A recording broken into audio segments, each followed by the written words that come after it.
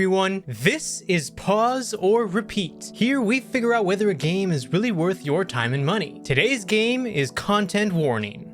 Content Warning has gotten lots of attention as a Lethal Company type of game, but where this one went different from Lethal Company was that it gave the first 6 million players the game for free. Aside from that marketing tactic, the game is also a little different from Lethal Company, however. So let's go over it by starting with the gameplay. Content Warning's gameplay loop is really easy to understand. You start off in a house with a goal to go viral on SpookTube. In order to do that, you have to grab your friends, your video camera, and head to the old world using a diving bell. In the old world, you can find a factory with monsters inside of it. Your goal is to film the monsters and get enough footage to go viral. But you had better not die or drop the camera and not recover it, since if you do, then you will have lost that footage. If you do not meet the required view count within the set amount of days, your progress will be reset and it is a game over. As you can imagine, it being a horror game, the monsters are designed to sneak up on you, but the whole point of the game is to keep you from running from them right away. Now, about the story. The story of Content Warning is fairly detailed, but a lot is still speculation and theory. However, what is clear is that there is a new world and an old world. The new world is vibrant and cheerful, contrasting the old world, which is grim and dark and dangerous. The air is also toxic to breathe in the old world, indicated by the use of oxygen tanks to breathe when down there. The monsters are definitely a reference to SCP Foundation creepypasta monsters, or are inspired by a similar situation to the monsters in Lethal Company. But now the question still stands. Pause or repeat? Alright, people have said it already, but I'll say it now here. Logan Paul, wow. the game. Yeah, Logan Paul, but man, you really had to go that far to that extent. That's how we're starting off Content Warning. Is every content influencer out there resembling the past mistakes of Logan Paul? You know, maybe, but you know, that was quite a horror. This is definitely just, kind of satire on how far of an extent some YouTubers will go just to get content for their YouTube channel to go viral, potentially. I would say maybe the more fair comparison for this content creator RPG is like of the likes of the Blair Witch Project, right? Yeah, I mean, it's got all that kind of immersive experience that you're gonna get. It's very fun and quirky. You feel like you're at Mickey Mouse's Playhouse in the beginning, and then all of a sudden you jump inside your rocket ship, and then you go and set sail into the dark unknown, and you gotta love it because, forget running from monsters. You're trying to get up and cozy with them, and even if you offer yourself as a sacrifice, all while praying that your pals capture it on your phone, it creates a lot of amazing viral streaming content, wouldn't you say, Henrik?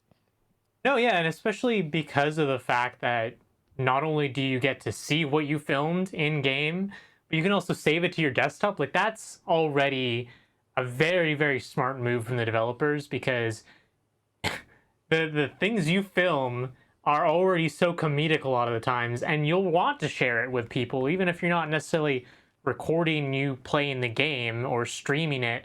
You're going to want to share it with your friends, and I've seen plenty of hilarious clips already from this game so far, and it's not even been out that long, really.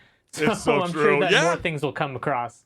Yeah, it was built by a tiny team of 5 developers in just 6 weeks. It is an incredible milestone for an indie team. But, I have to say, for this content creator RPG, it's like a party of all your favorite influencers. It's fun, it's community-driven, and full of potential. But for me, at least, Henrik, it somehow, feels a bit underwhelming on the level. You feel like it's a punchline without the joke. It definitely needs a few more content updates to really keep gamers in for the long overhaul, because, for me at the moment, I'm just going to get it right out of the way. It's a pause at the moment. It doesn't mean it's a horrible game. I mean, for $7.99, it's definitely worth purchasing it. But the thing is, if you go in by yourself, you better just hope that you have an amazing random party with you, because if not, you're not going to get those fun viral moments. Like, I don't know if you've seen Queso play the game for the first time. That was hysterical, and that's why it works so well on Twitch. But I just don't know if all the gamers that jump in, for the first time is going to have that same kind of fun, No, in yeah, chat experience.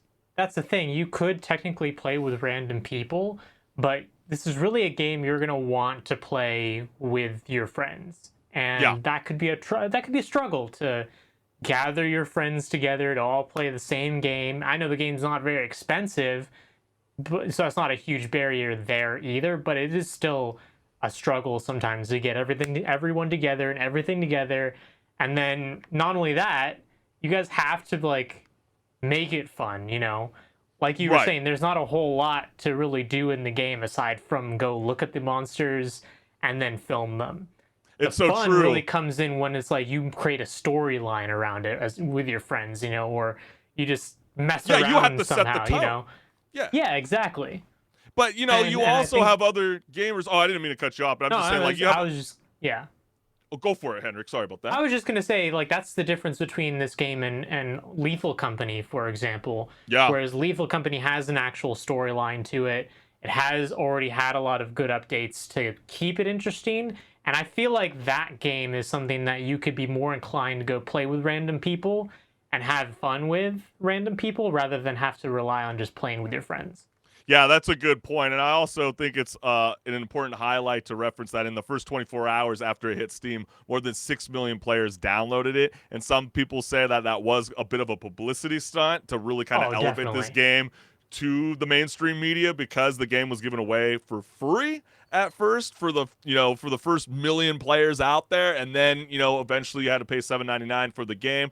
Thought that's really, really cool. But I don't know if you've been seeing some of the discourse around the game about how this game is very male dominated and allow Mm. female gamers want to play this game. But the problem is someone's got to be the team leader, got to be the team captain. So a lot of the times, female gamers out there have kind of been voicing out that the you're not really going to be the leader, which is kind of strange on a level. That could really be your own personality coming into the mix, or it's just that, who knows? I just know that people kind of feel like there needs to be like a better setup in the game to really kind of allow it so someone gets selected at random to be the team leader that kind of controls the film crew, or just leave the option open. And you know what, if you don't want to be a part of that group, it's as easy as just leaving the lobby and rebooting it to go play with new gamers. Or maybe sometimes, just an idea for them.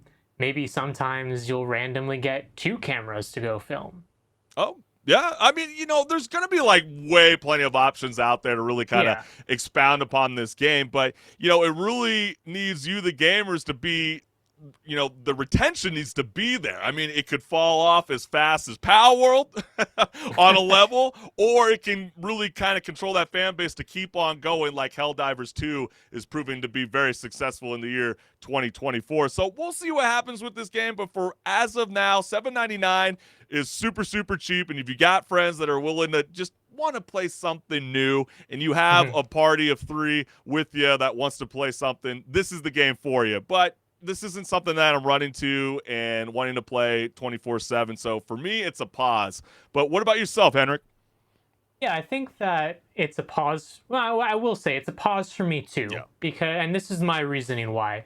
It's a little bit of flavor of the month kind of sort of game, and Yeah. that's the problem that I have with it. But there's It's nothing probably wrong with that, it's though. not, I mean, yeah, it's not a bad game. It's just that I don't see myself playing this it's not a like repeat.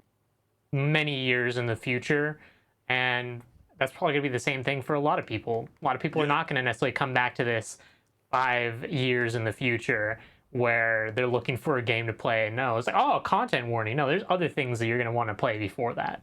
Yeah, and on a level 2, like, this is kind of like nothing new. I don't know why I'm having a brain fart right now. Probably should have researched this before the show, but what is it? It was like Outcast, or what was that one game that already had a camcorder to begin with while Oh, you're the running around? Outlast Trials.